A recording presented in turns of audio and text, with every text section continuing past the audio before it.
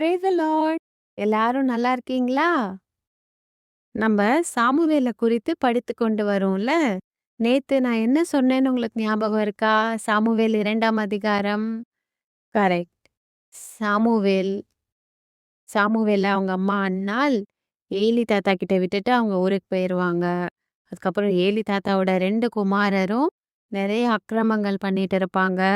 அது கர்த்தருக்கு பிடிக்காம போயி, ஏலியோட குடும்பத்த அழிப்பேன்னு கர்த்தர் தேவனுடைய மனிதன கொண்டு ஏலி கிட்ட பேசுவார். இதுதானே பார்த்தோம். ஓகே. இன்னைக்கு 3ஆம் அதிகாரத்துல என்ன இருக்குன்னு பார்க்கலாமா? சரி. சாமுவேலும் தேவாலயத்துல கர்த்தருக்கும் ஏலி தாத்தாக்கும் நெறைய வேலைகள செஞ்சுட்டு, அங்க நல்ல பிள்ளையா வளர்ந்துட்டு வந்தாராம். அந்த நேரத்துல வந்துட்டு, அந்த நாட்களில வந்துட்டு, இங்க என்ன போட்டிருக்கு வேதத்துல?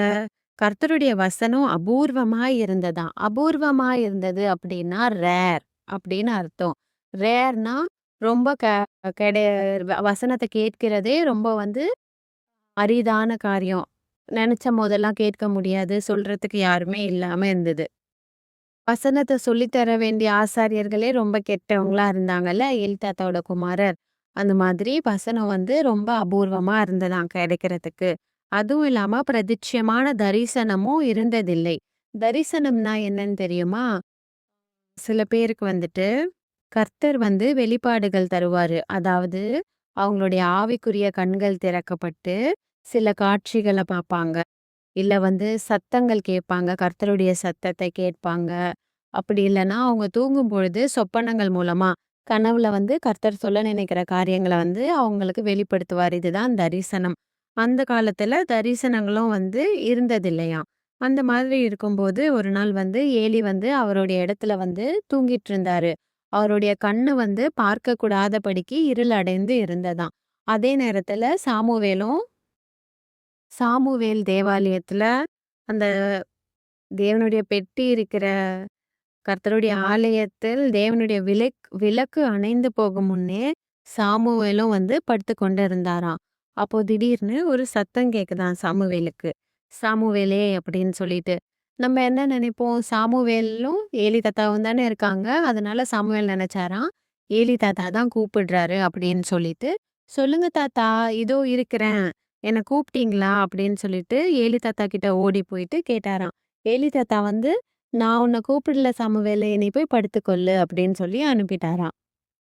மறுபடியும் சாமுவேலே அப்படின்றவர் கூப்பிடுற சத்தம் கேட்டுச்சாம். திரும்ப சாமுவேல் எழுந்து ஏலியின் இடத்திற்கு போய், இதோ இருக்கிறேன், என்னை கூப்பிட்டீரோ என்று கேட்டாராம். அதற்கு எலி, என் மகனே, நான் உன்னை கூப்பிடவில்லை, திரும்பி போய் படுத்துக்கொள்னு அனுப்பிட்டாராம். சாமுவேல வந்து யார் கூப்பிட்டா? கரெக்ட், கர்த்தர் தான் வந்து சாமுவேல கூப்பிட்டு.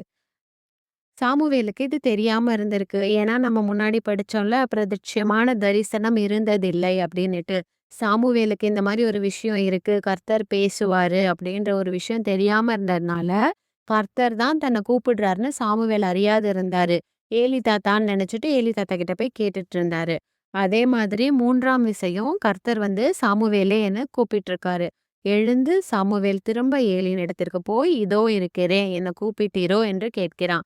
அப்பொழுது ஏலி தாத்தாக்கு தெரிஞ்சிருது. யாரு வந்து சாமுவேல கூப்பிடுறா? கர்த்தர் தான் சாமுவேல கூப்பிட்டுருக்காருன்னு தெரிஞ்சு, சாமுவேல் கிட்ட போயிட்டு, "சாமுவேலே, இனிமே வந்து திரும்ப வந்து உன்னை யாராச்சும் கூப்பிடுற சத்தம் கேட்டதுன்னா, நீ வந்து கர்த்தாவே சொல்லும் அடியேன் கேட்கிறேன் அப்படின்னு சொல்லுன்னு" சாமுவேல் கிட்ட சொல்லுவாராம். அதே மாரி சாமுவேல் போய் அவருடைய இடத்துல படுத்துட்டு இருக்கும்போது, கர்த்தர் வந்து நின்னு முன்னாடி எப்படி கூப்பிட்டாரோ அதே மாரி "சாமுவேலே, சாமுவேலே" அப்படின்னு கூப்பிட்டாராம். உடனே சாமுவேல் வந்து "சொல்லும் அடியேன் கேட்கிறேன்" அப்படின்னு சொல்லிட்டு கர்த்தருக்கு சொன்னாராம். கர்த்தர் சாமுவேல நோக்கி, "நான் வந்து இஸ்ரவேல்ல ஒரு காரியத்த செய்வேன். அத கேட்கிற ஒவ்வொருவனுடைய 2 காதுகளிலும் அது தொனித்துக் கொண்டே இருக்கும். நான் ஏலியன் குடும்பத்திற்கு விரோதமாக சொன்ன எல்லாவற்றையும் அவன் மேல அந்த நாளுல வரப்பண்ணுவேன். அத தொடங்கவும், அத முடிக்கவும் போகிறேன்" அப்படின்னு சாமுவேல் கிட்ட சொன்னாராம். என்னன்னா, ஏலியின் குமாரர் ரொம்ப கெட்டவங்களா பாவம் பண்ணினாங்கல்ல. தேவனுக்கு கொண்டு வர காணிக்கைகள் எல்லாம் தேவனுக்கு செலுத்துறதுக்கு முன்னாடி அவங்க எடுத்துக்கிட்டாங்கல்ல. அது தேவனுக்கு கோபம் வந்துச்சுல்ல. அதனால தேவன் சாபம் குடுத்தார்ல. அவங்க குடும்பத்த நான் அழிப்பேன். வால வயதிலே எல்லாரும் செத்து போயிருவாங்கன்னு சொன்னாருல்ல. அத தான் வந்து சாமுவேல் கிட்ட சொல்றாரு. அவங்க பண்ண பாவத்த வந்து ஏலியும் வந்து அவங்கள கண்டிக்கல. அவங்க பிள்ளைகள வந்து அவன் அடக்காம போனதுனால, அவங்க குடும்பத்துக்கு வந்து நீங்காத நியாய தீர்ப்பு செய்வேன் அப்படின்னு கர்த்தர் வந்து சாமுவேலுக்கு சொல்றாரு.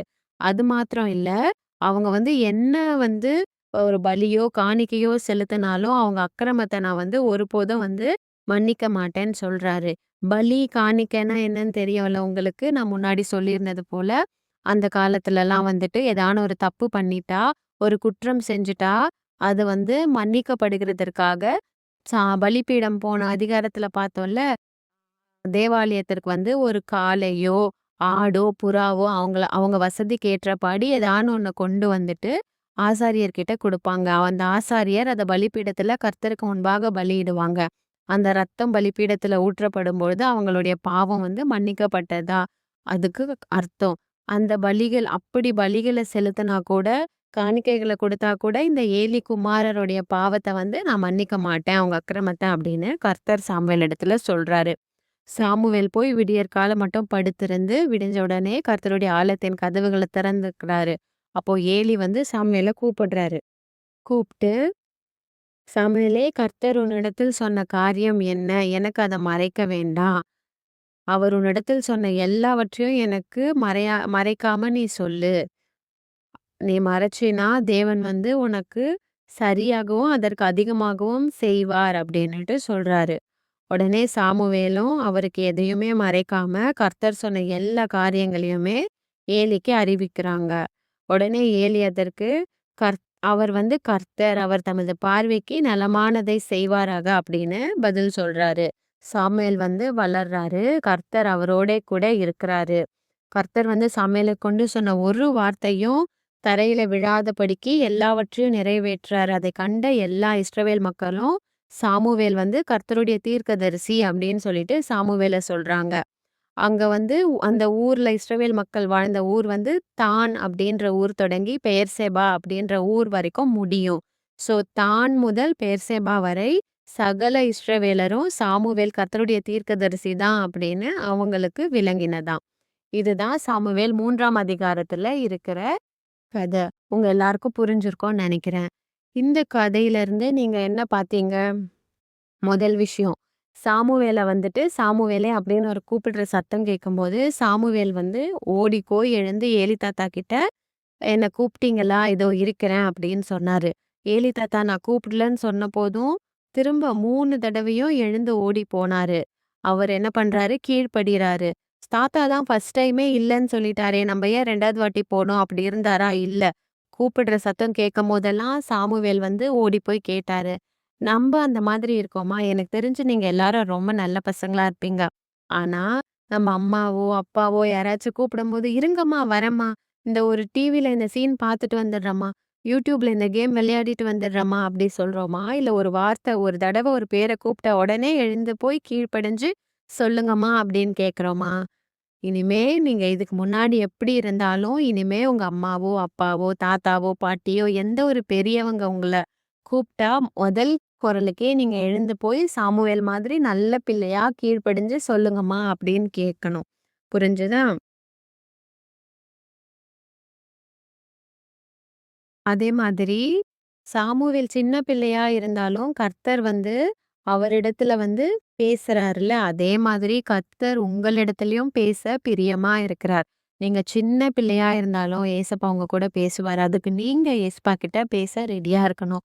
நீங்க டெய்லி பிரேயர் பண்றீங்களா? டெய்லி ஜெபம் பண்றீங்களா? நீங்க டெய்லி ஜெபிக்கிற பிள்ளைகளா மாறணும். உங்க வாழ்க்கையில நடக்கிற காரியங்கள, டெய்லி நடக்கிற விஷயங்கள நீங்க ஏசப்பா கிட்ட ஷேர் பண்ண ஆரம்பிக்கணும். ஏசப்பா கிட்ட சொல்லணும். ஜெபம் மூலமா சொல்லணும். நீங்க எப்படி ஒரு அம்மா கிட்ட, அப்பா கிட்ட பேசுறது போல நீங்க ஏசப்பா கிட்ட பேசணும். இல்லையே! எனக்கு வெட்கமா இருக்கே! என்ன எல்லாரும் கிண்டல் பண்ணுவாங்களே! நான் சின்ன பிள்ளையா இருக்கேனே! அப்டிலாம் நீங்க சொல்லக்கூடாது. நீங்க சொல்லணும். நான் என்னோட ஏசப்பா, அவர் என்னோட அப்பா. நான் அவர்ட்ட பேச போறேன் அப்டின்ட்டு நீங்க தைரியமா சொல்லிட்டு, நீங்க போய் ஜெபிக்கணும். நீங்க ஜெபிக்கிறத பார்த்துட்டு உங்க வீட்ல இருக்கவங்களும் ஜெபிக்கணும். நீங்க ஜெபிச்சா, நீங்க டெய்லி நீங்க 1 நாள், 2 நாள் பண்ணிட்டு விட்டுறவங்களா இருக்கக்கூடாது. நீங்க டெய்லி ஜெபிச்சீங்கன்னா, ஏசப்பாவோட சத்தத்த நீங்க கேட்கலாம்.